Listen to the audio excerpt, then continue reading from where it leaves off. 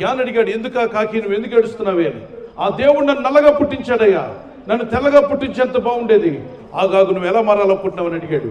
హంసలాగా తెల్లగా మారాలనుకుంటాను. అయితే ఒకసారి వెళ్ళి హంసను అడిగి చూడు, హంసకు మనశ్శాంతి ఉందేమో, డిప్రెషన్లో ఉందో సంతోషంగా ఉందో చూడమంటే హంస చెప్పింది, ఈ ప్రపంచంలో ఎన్నో రంగులు ఉండగా ఆ దేవుడు నాకు ఎందుకో ఒక తెల్ల రకం మాత్రం నా ముఖాన్ని పడిస్తాడు, నాకైతే మనశ్శాంతి లేదు. నేను ఏమనుకుంటున్నానంటే చిలకను చూడు, ప్యారెట్కి అనేక రంగులు ఉన్నాయి, ఈ తెల్ల రంగుతో బోరు కొట్టిందంట దాన్ని. కాకి చిలక దగ్గరికి వెళ్ళి అడిగింది, ఆనందంగా ఉన్నామంటే అసలు ఆ తప్పు చేసినట్టున్నాడు దేవుడు, అనేక రంగులు నాకు ఇచ్చాడు కాబట్టి వీళ్ళందరూ ఈ మనుషులు నన్ను పట్టుకొని పంజరాల్లో పెట్టేస్తున్నారు, నిన్ను ఎవడు పంజరంలో పెట్టడు, హ్యాపీగా తిరుగుతున్నావు, స్వతంత్రం ఉంది, నీకు ఫ్రీడమ్ ఉంది, నీలాంటి బతుకు నాకు లేదని బానిసైపోయినని నేను బాధపడుతున్నాను చెప్పి.